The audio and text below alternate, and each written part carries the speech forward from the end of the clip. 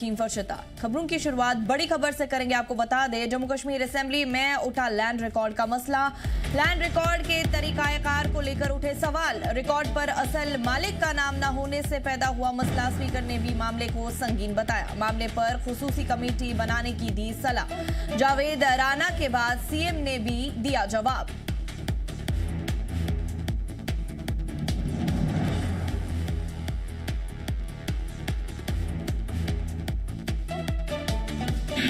ये शिकायत आम शिकायत है, यानी मैंने भी, जैसे कि आपने खुद माना कि शिकायतें हर तरफ से आ रही हैं।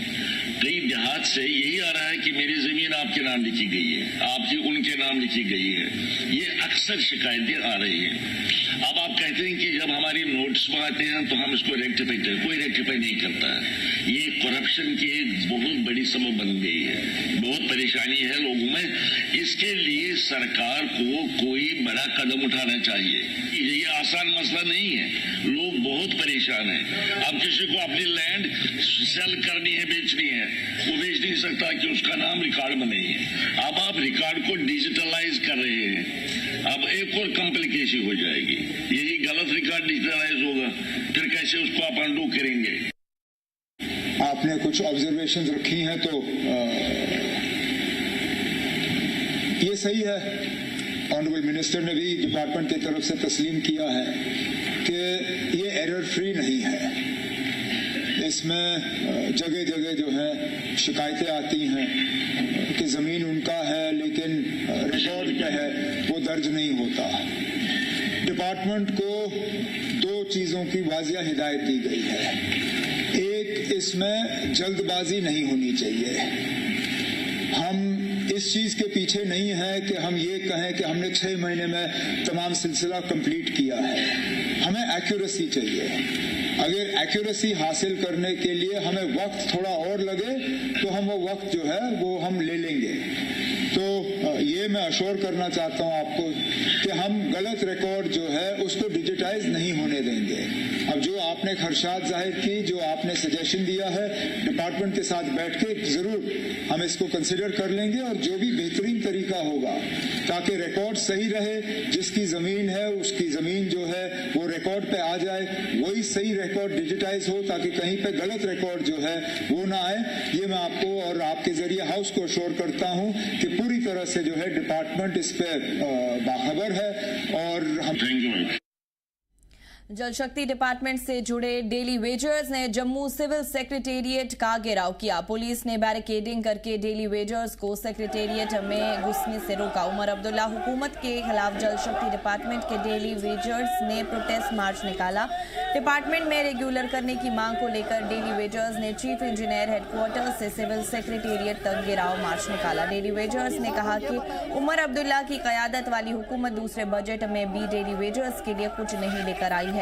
ऐसे में हमने अपनी जमीनें दी, पूरी उम्र दी, लेकिन हुकूमत हमारे लिए पॉलिसी ना लाकर हमारा इस्तेसाल कर रही है। डेली वेजर्स ने कहा हुकूमत हमें मुस्तकिल करे, हमारी पेंडिंग वेजेस रिलीज करे, यही हमारी मांग है। जम्मू के सिविल सचिवालय के बाहर पीएचई डेली वेजर्स पहुंच गए हैं। इन्होंने आज के दिन ऐलान किया था कि एक बड़ा घेराव जो है वो करने जा रहे हैं और इनकी जो बहुत ज़्यादा लोग हैं उन्हें पुलिस ने पहले ही नीचे रोक दिया है, लेकिन बहुत सारे ऐसे लोग हैं तो सीधा यहाँ पहुँच गए हैं। अगर आप देखेंगे ये आप सिविल सेक्रेटरीट है, यहाँ पर सामने सिविल सचिवालय है, कुछ ही कदम दूर जो है सिविल सेक्रेटरीट की एंट्रेंस है। लेकिन पुलिस ने जिस तरह से इंतजाम किए थे, इनको नीचे ही रोकने के इंतजाम किए थे, लेकिन उसके बावजूद भी कुछ डेली वेजर्स जो हैं यहाँ पहुँच गए हैं और लगातार नारेबाजी कर रहे हैं। पुलिस की डिप्लॉयमेंट भी है यहाँ पर, लेकिन उसके बावजूद भी ये लोग जो हैं अपनी मांगों को लेकर वो यहाँ पर सचिवालय के घेराव के लिए पहुंचे हुए हैं। रेगुलराइजेशन का एक मुद्दा है, इनका पेंडिंग जो वेजेस हैं उसका मुद्दा है और लगातार उमर सरकार पर इन्होंने विश्वास जताते हुए जो वेट किया कि जो वो उमर अब्दुल्ला अपना दूसरा बजट जो पेश करने जा रहे हैं उस पर डेली वेजर के लिए कुछ अनाउंसमेंट हो सकता है, लेकिन इस बार भी कुछ नहीं अनाउंसमेंट हुआ। उसको देखते हुए यहाँ पर एक बार फिर से ये लोग जो है भारी तादाद में पहुँच गए हैं और सिविल सचिवालय के बाहर इन्होंने भारी घेराव किया है और लगातार आप देख सकते हैं यहाँ पर लगातार नारेबाजी भी कर रहे हैं और उनके कुछ लीडर जो हैं यहाँ पहुँचे हुए हैं। उनसे भी हम बात करने की कोशिश करेंगे कि क्या वो कहते हैं, लेकिन बड़ी बात ये है कि मांग इनकी जो है वो रेगुलराइजेशन की है। साथ ही साथ जो पेंडिंग वेजेस हैं उसकी मांग है। क्या नाम है आपका? बलवीर कुमार। क्या क्या मांगे हैं मुख्य आपकी? सर 2013 ही लाया ਅਸੀਂ ਲੈਂਡ ਕਿਸ 1.5 ਕਨਾਲ ਜਗ੍ਹਾ ਵੀ ਦਿੱਤੀ। ਉਹਦੇ ਬਾਅਦ ਇਹਨੇ ਖਾਲੀ ਇੱਕ ਆਰਡਰ ਦਿੱਤਾ ਕੈਜੂਅਲ ਲੇਬਰ, ਉਹਦੇ ਬਾਅਦ ਕੱਖ ਨਹੀਂ ਕੀਤਾ ਹੈ। ਸਾਰਾ ਇਹ SRO 64 ਦੇ ਤਹਿਤ ਪੱਕਾ ਕੀਤਾ ਜਾ, ਸਾਡੀ ਪੈਂਡਿੰਗ ਪੇਜੀ ਦਿੱਤੀ ਜਾ, ਜਿਹੜੇ ਮਰੀ ਹੈ ਉਹਨਾਂ ਨੂੰ ਦਿੱਤਾ ਜਾ, ਜਿਹੜੇ ਨੌਕਰੀ 'ਚ 23-24 ਸਾਲ ਦੇ ਬੈਠੇ ਨੇ 13 ਸਾਲ ਦੇ ਐਸੇ ਹੋਈ ਹੈ ਸਰ। 1.5 ਕਨਾਲ ਜਗ੍ਹਾ ਵੀ ਦਿੱਤੀ ਕਰੋੜਾਂ ਰੁਪਏ ਦੀ ਤੇ ਇਹਨੇ ਆਖਿਆ ਪੱਕੇ ਕਰਕੇ, ਇਹਨੇ ਨਹੀਂ ਕੀਤਾ ਪੱਕੇ ਸਰ ਤੇ ਨਹੀਂ ਕਿਸੇ ਹੁਣ ਛਿੜਕੇਗਾ ਹੁਣ ਕਿੱਥੇ ਜਾਣਾ ਸਰ। क्या नाम है आपका? क्या नाम है? मैं Irshad Hussain Baig PHC employees united front member Jammu province. अफसोस है जो अंदर बैठे हुए लोग हैं हमारे वोट से हैं, हमने पावर दे दी है, ये कुर्सियों पे बैठे हैं इस वक्त। हमारी तरफ से एक रिक्वेस्ट है और एक क्वेश्चन है उमर अब्दुल्ला साहब की गवर्नमेंट को और खुसूसी तौर उमर अब्दुल्ला साहब को। अगर उमर अब्दुल्ला साहब बोलते हैं कि डेली वेजर्स की रेगुलाइजेशन हम करेंगे लेकिन हमारे पास पैसा नहीं है, एक सवाल आप जाके अंदर पूछे, जी मीडिया को मेरी और मेरे डेली वेजर्स की रिक्वेस्ट है, जब उमर अब्दुल्ला साहब को अपने MLAs की और अपनी तनख्वाह बढ़ानी थी वो पैसा कहां से आया? वो किस सरकार ने दिया? क्यों दिया? वो तब दिया जब इनको हमने MLA बनाया था, जब पावर हमने दी थी। और साथ ही साथ इन्होंने अपना CDF डबल किया, कार लोन डबल किया, हाउस लोन डबल किया। वो पैसे कहां से लाए? ये बोल रहे हैं हम डेली वेजर के साथ इंसाफ कर रहे हैं। अगर ये इंसाफ है तो ये कौन सा इंसाफ? ये कौन लोग हैं इधर? ये वो लोग सताए हुए लोग हैं 30 साल से, बच्चों के लिए एडमिशन की फीस नहीं है, हमें इस वक्त बच्चों की पढ़ाई के लिए, कॉपी लेने के लिए, पेंसिल लेने के लिए पैसा नहीं है। ये अंदर बोलते हैं, शर्म नहीं आती इनको? ये बोलते हैं 9,000 पे हमारा डेली वेजर। भी उमर अब्दुल्ला का बजट आया लेकिन आपकी रेगुलराइजेशन के लिए कोई बात नहीं। हालांकि उन्होंने कहा कि हम इनको फेज वाइज जो है वो परमानेंट करने की पे उस पर विचार कर रहे हैं। तो आप लोगों को लगता है कि दूसरी बार बजट में भी कुछ आपके लिए नहीं आया, यह आपके लिए बहुत गलत है? हमें बहुत बड़ी उम्मीद थी उमर अब्दुल्ला सरकार से। उमर साहब जब इलेक्शन कैंपेन में गए थे उन्होंने अपनी टोपी निकाल के हमें वोट मांगा था और बोला था मैं सबसे पहले जम्मू कश्मीर का जो पेचीदा मसला है डेली वेजर्स का, इनको मैं रेगुलर करूंगा। उसके बाद हमारी नजर थी बजट पे कि बजट आएगी और बजट सेशन में बाज़ाब्ता तौर डेली वेजरों के लिए पैसा रखा जाएगा और हमारी रेगुलाइजेशन जो शुरू हो जाएगी। परसों फिर भी डेली वेजर का मसला इन्होंने उठाया, जिक्र किया, ये नहीं बोला हमने किस पॉलिसी के तहत, किस SRO के तहत डेली वेजर को पक्का करना है, कितनी तनख्वाह होगी, सीनियरिटी हिसाब किस हिसाब से इनको पक्का करना है, कब से करना है, न कोई डेट अनाउंस की। हम करेंगे जी, हम वादा बंद हैं जी, हम करेंगे जी, जब तक सारे लोग मर जाएंगे फिर ये हमें पक्का करेंगे। ये यही कहना है कि जिस तरह से उमर अब्दुल्ला का दूसरा बजट आया वो भी इन लोगों के हाथ बिल्कुल खाली रखे, कुछ नहीं दिया गया। अब इसको लेकर एक बार ये फिर बड़े एहतजाज में है और उन्होंने सिविल सचिवालय का घेराव किया, जहां पर बिल्कुल सिविल सचिवालय के एंट्रेंस पे पुलिस ने रोक दिया। जी जम्मू कश्मीर लद्दाख के लिए जम्मू से ख्वाहिश पर की रिपोर्ट। डेली वेजर्स ने कहा कि उमर अब्दुल्ला की क़यादत वाली हुकूमत दूसरे बजट में भी डेली वेजर्स के लिए कुछ नहीं लेकर आई है। ऐसे में हमने अपनी ज़मीनें दी, पूरी उम्र दी, लेकिन हुकूमत हमारे लिए पॉलिसी ना लाकर हमारा इस्तेसाल कर रही है। डेली वेजर्स ने कहा हुकूमत हमें मुस्तकिल करे, हमारी पेंडिंग वेजेस रिलीज़ करे, यही हमारी मांग है।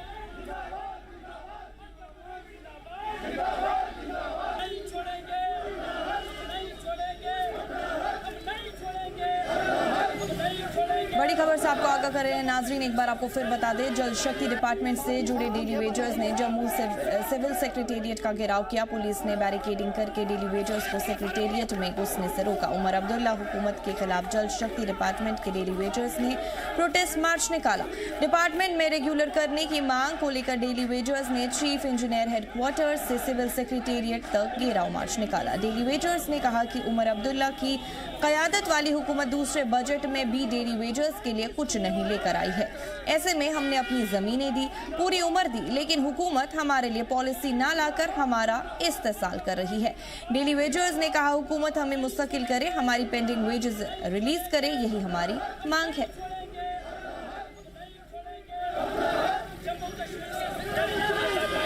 साथ ही साथ हम ये बताएंगे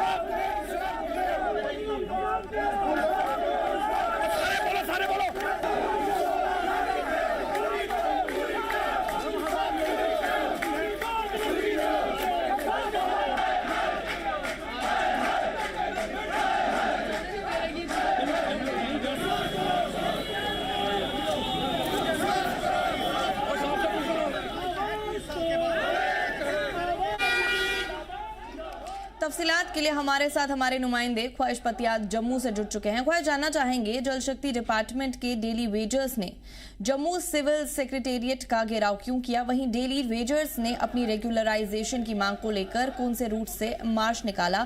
तफसीलन बताइए।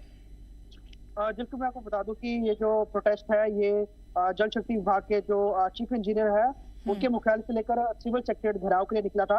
हालांकि इनकी जो स्ट्रेंथ थी वो थाउजेंड्स में थी, पुलिस ने इनको पहले ही रोक दिया था, लेकिन उसके बावजूद भी कुछ जो डेली वेजर्स थे ये पुलिस की बैरिकेडिंग क्रॉस करके दूसरे रास्ते से सिविल सेक्रेटेरिएट के जो एंट्रेंस पॉइंट है वहां तक पहुंच गए और वहीं पर ये लगातार वहां पे बने हुए हैं, अभी भी वहीं पे बाहर बैठे हुए हैं। इस बीच जो राजौरी से एमएलए हैं इफ्तिकार अहमद, उन्होंने इनसे मुलाकात की है और सपोर्ट देने की बात की और कहा है कि हाउसमैन की जो है बात उठाएंगे। लेकिन सबसे बड़ी बात यह है कि डेली वेजर का साफ तौर पर यह कहना है कि उमर अब्दुल्ला सरकार का जो दूसरा बजट है, दूसरे बजट में भी जो डेली वेजर्स है उनके रेगुलराइजेशन के लिए कोई पॉलिसी नहीं है और साथ ही साथ इनका जो पेंडिंग वेजेज है उसका कोई जिक्र नहीं किया गया है, वो कब तक दिया जाएगा।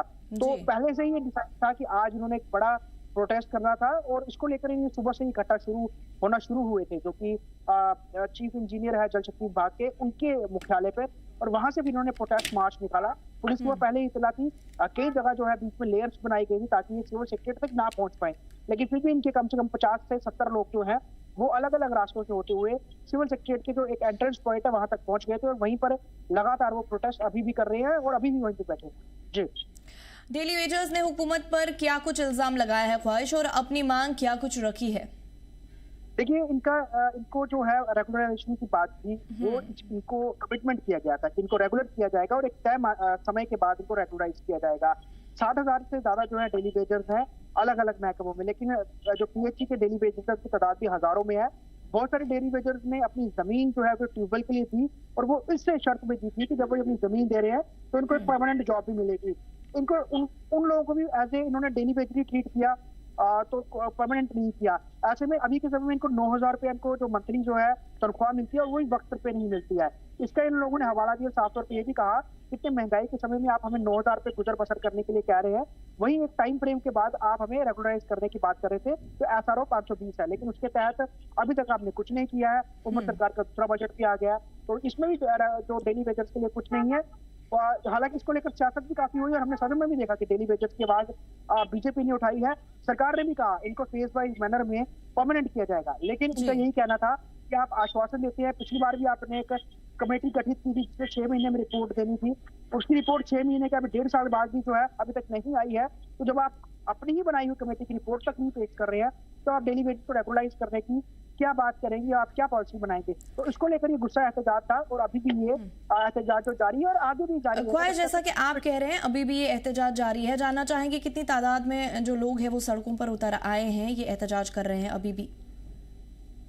ओवरऑल अगर हम इनके लोगों की बात करें तो ऐसे तो हजारों में है, लेकिन आज के जो प्रोटेस्ट में 2000 जो डेली वेजर्स हैं वो इकट्ठा हुए थे। फिर जम्मू प्रोविंस के जो यूनाइटेड फ्रंट के अंदर आने वाले डेली वेजर्स हैं वो हैं, जिसमें सांबा, कठुआ, राजौरी, पुंछ, डोडा, किश्तवाड़, ये तमाम रामबन जिले यहाँ से लोग आए हैं, उधमपुर, रियासी से। तो 2000 की स्ट्रेंथ होगी, लेकिन जब उन्होंने मार्च निकालने की कोशिश की उनको बीच में रोक दिया। कुछ जो डेली वेजर्स हैं वही आ पाए हैं सिविल सेक्रेटेरिएट तक, बाकी नहीं आ पाए हैं। लेकिन इनका आगे भी कहना है कि हम सिविल सेक्रेटेरिएट का जो घेराव है वो करते रहेंगे, क्योंकि सरकार हमारी पॉलिसी फ्रेम के लिए किसी भी तरह का कोई काम नहीं कर रही है, वो हमारे लिए ड्रॉबैक है और हम लोग जो है इंतजार ही कर रहे हैं। ऐसे में बड़े सारे लोग रिटायर हो गए बिना किसी उनको सरकारी बेनिफिट की, कोई रिटायरमेंट पॉलिसी नहीं रही है और 9,000 रुपया बहुत महंगाई के समय में कुछ भी नहीं है। जबकि जो MLAs है उन्होंने अपनी सैलरी बढ़ाने का जो है वो पूरा उसमें प्रोसेस था वो हो गई। अब उनके PS की भी सैलरी बढ़ाने की बात की जा रही है, वो भी प्रोसेस में है। लेकिन जो लोग महकमों को चला रहे हैं, लोगों तक पानी बिजली पहुंचा रहे हैं, उनके लिए आप कुछ नहीं कर रहे हैं। ये सारा एहतजाज उसके लिए था और आगे भी कंटिन्यू रहेगा और इसको लेकर उमर सरकार लगातार बैकफुट पे भी, क्योंकि चाहे कांग्रेस हो, बीजेपी हो, सजाद लो उनकी पार्टी हो, AIP हो, सारे जो है वो इस पर्टिकुलर आप बताऊं कि डेली वेजर्स के इशू के ऊपर उमर अब्दुल्ला सरकार को घेरते हैं। सरकार के पास कुछ बन नहीं पा रहा, बजट का आगे बहुत ज्यादा इनके पास जो है लैकिंग है, इतना फंड्स नहीं है, तो कैसे परमानेंट करें, कैसे पैसे देंगे, यही सबसे बड़ा सरकार की सिरदर्दी है। ऐसे में सरकार के खिलाफ जो एहतजाज हो रहा है ये कहीं ना कहीं उमर सरकार की किरकिरी हर दिन जो है वो फोन करता है। जी ख्वाहिश, हमारे साथ जुड़ने के लिए और तमाम तफसीलात फराहम करने के लिए आपका बहुत बहुत शुक्रिया। मरकजी कश्मीर के बडगाम जिले में वाक़ शमशान गांव, जो जिला हेडक्वार्टर से 8 किलोमीटर दूर है, यहां टेलीकॉम नेटवर्क की सहूलत तक नहीं है, जिसकी वजह से लोगों को इंटरनेट इस्तेमाल करने और इमरजेंसी में कॉल करने में सख्त परेशानी का सामना है। मकामी लोगों का कहना है कि जिला इंतजामिया ने कई बार नेटवर्क सहूलत फराहम करने का वादा किया, लेकिन फिलहाल जमीन पर कोई काम होता नजर नहीं आ रहा। हाल मैं आपको यही कहूँगा कि जो वर्ल्ड है उसको ग्लोबल विलेज में कन्वर्ट किया गया है। एक विलेज की तरह हम रहते हैं बिकॉज ऑफ नेटवर्किंग। एक यहाँ पे कोई बात होती है तो पहले हमको नहीं पता होता है, एक अमेरिकन को पता होती है बिकॉज ऑफ नेटवर्किंग। या वहाँ पे कोई कुछ करंट अफेयर्स होते हैं, नेशनल अफेयर्स होते हैं, उस स्टेट के या उस कंट्री के रहने वालों को पता नहीं होते हैं। अगले जो दूसरी कंट्री है उन स्टेट्स में पता होते हैं बिकॉज ऑफ नेटवर्किंग। अगर हम इस गांव की बात करेंगे नेटवर्किंग के रिलेटेड, यहाँ पे नेटवर्क का बहुत ही बड़ा इशू है। खास कर नेटवर्क गाँव में कहें पत्म लट गई बची सहन खे बची तम कर तम सात पे गो हार वन खे ब्या बची आय तम सात दोप अत दिमो टावर अत करो ये अत करो हु पे गोर तवजुद अत कहें ताला गई वन तम ऐसे करो वस फोन खुदा नखस तो ये जन लोग नार जन लोग ऐसे करो इमरजेंसी में फोन मतलब सह हिसाब मतलब योतान फोन रलावन बेहमो तोतान 4-10 मकान ददम तोतान हेको मतलब कर कहें गो पे नेटवर्क ठानी यह खास कर ज्यादा प्रॉब्लम नेटवर्क तम सात थोक ना कॉल सुबह करो आय अफसर आय तम सात तो वो दोक तम सात दोक यह सा दिमो टावर वावर दिमो तुम मतलब लाइट लाइट थक ये लगे तम गई तमे दो खराब लाइट क्या तम गई तमे दो खराब। चौसाना तहसील के कालाबान गांव में आज भी मेन स्ट्रीम से दूर है। लोगों को सड़क तक पहुंचने के लिए करीब 4 घंटे पैदल चलना पड़ता है। गांव में पक्की सड़क, हेल्थ सर्विसेज, बिजली और नेटवर्क जैसे बुनियादी सहूलियात दस्तयाब नहीं है। बीमार और हामिला खवातीन के लिए अस्पताल पहुंचना खतरनाक है। गाँव वालों ने इंतजामिया से इन सहूलियात की फौरी फराहमी की डिमांड की है।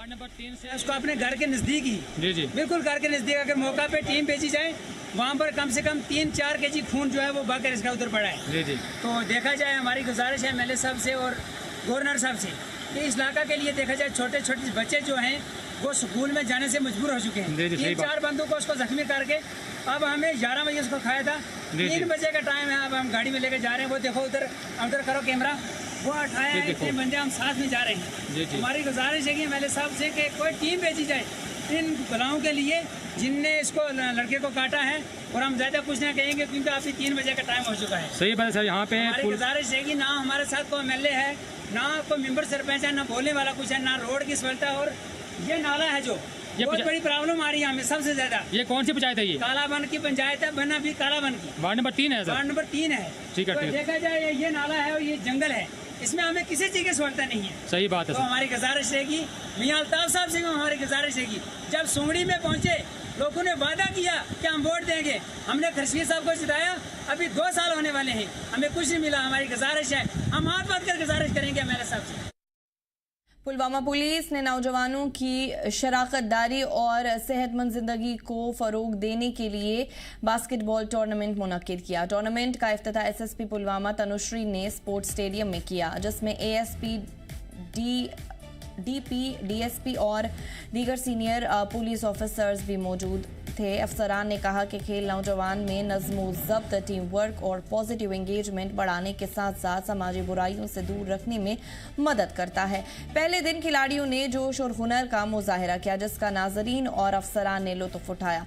टूर्नामेंट अगले कुछ दिनों तक जारी रहेगा और जिले के नौजवान खिलाड़ियों के लिए सेहतमंद मुसाबकाती प्लेटफॉर्म फराहम करेगा।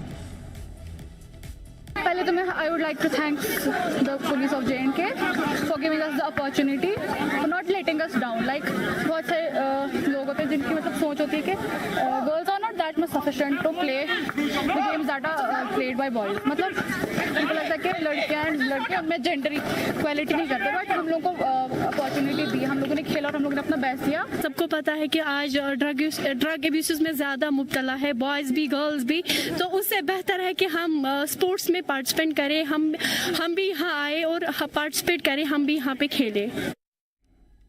District legal services authority DLSA Shopian ने जिला अदालत कैंपस में मीडिएशन फॉर द नेशन 2 के तहत एक अवेयरनेस प्रोग्राम मुनक्किद किया, जिसका मकसद तनाज़ात के मुतबादिल हल के तौर पर मीडिएशन को फ़रोग देना था। ये प्रोग्राम चेयरमैन DLSA और प्रिंसिपल डिस्ट्रिक्ट एंड सेशंस जज महमूद अहमद चौधरी की सरपरस्ती और सेक्रेटरी DLSA मुदस्सिर फारूक की रहनुमाई में हुआ। उन्होंने कहा कि मीडिएशन लाचिला, तेज और काम खर्चीला तरीका है जो समाजी हमआहंगी को बहाल करने और अदालतों का बोझ कम करने में मददगार है। चेयरमैन ने 90 दिन की मुहिम को इंसाफ आपके दरवाजे पर करार देते हुए वकीलों, मुकदमा दायर करने वालों और आवाम से इस मुहिम से फ़ायदा उठाने की अपील की। बताया गया कि खानदानी झगड़े MACT NI एक्ट, सिविल विवाद, समझौते वाले फौजदारी मुकदमे और रिकवरी सूट मीडिएशन से हल किए जा सकते हैं। प्रोग्राम में जुडिशल अफसरान, वकील, लीगल एड काउंसिल और आवाम ने शिरकत की।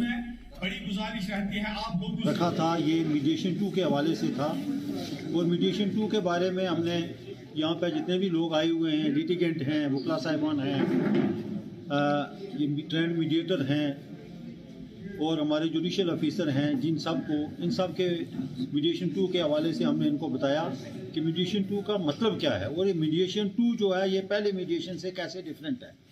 तो मीडिएशन 2 इसलिए डिफरेंट है कि इसमें जो लिटिगेंट हैं उनको अपना केस सेटलमेंट करने के लिए मीडिएटर के पास जाना है और मीडिएटर के पास जाने से उनका केस तय होगा।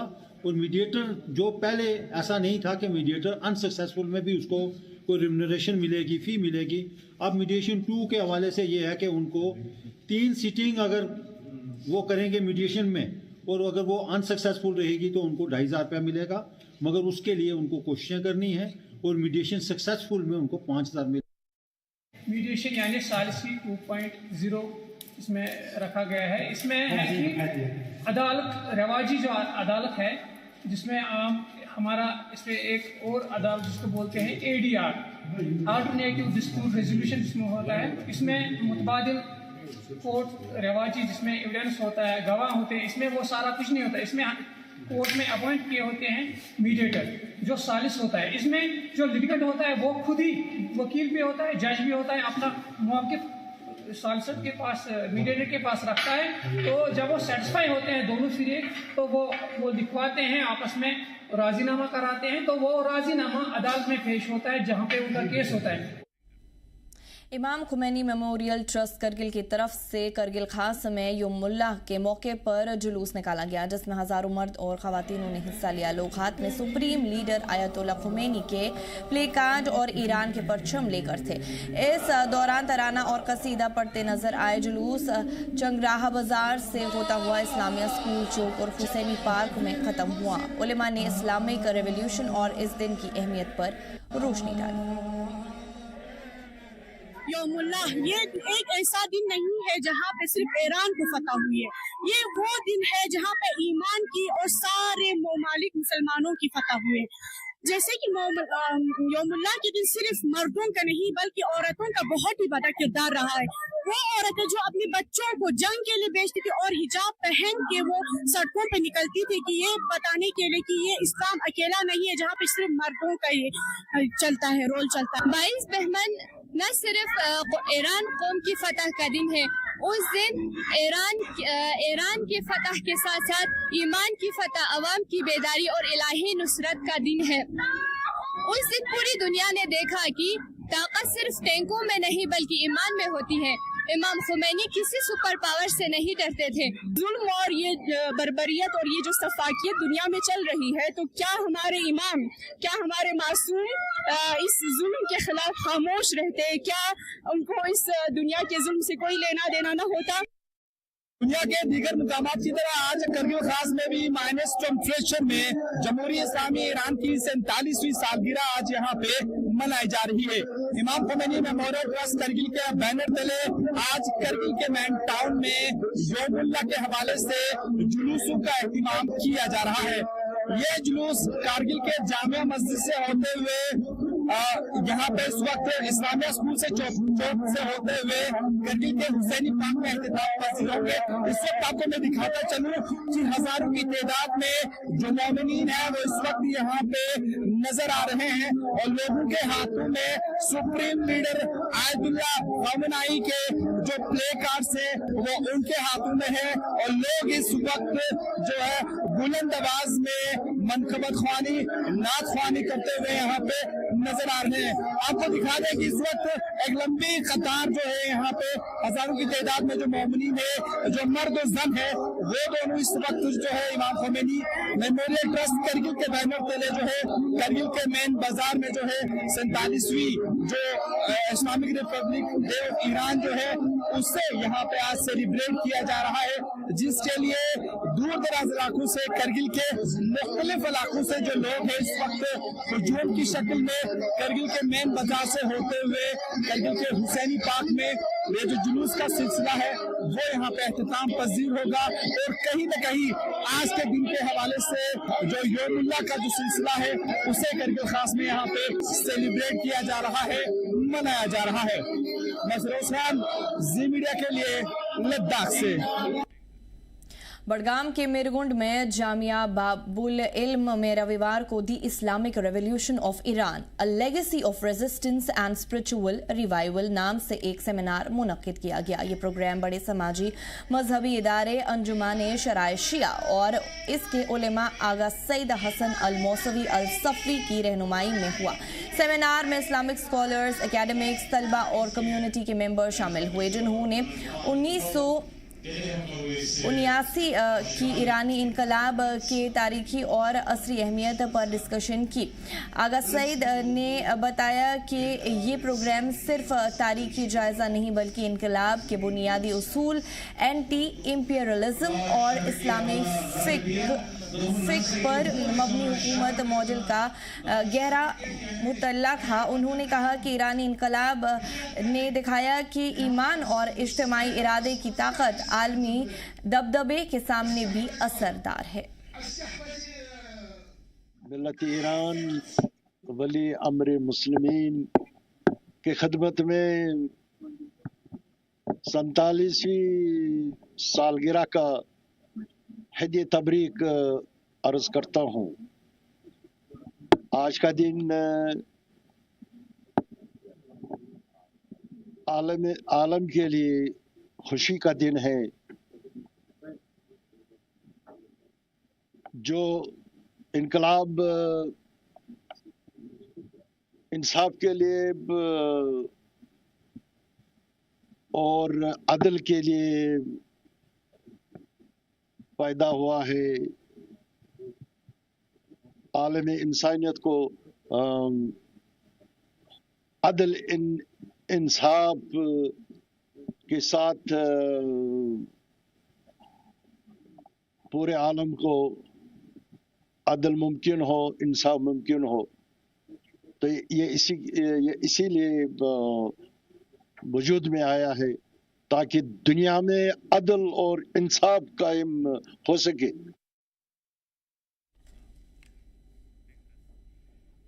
इस बुलेटिन में फिलहाल इतना ही। आप देखते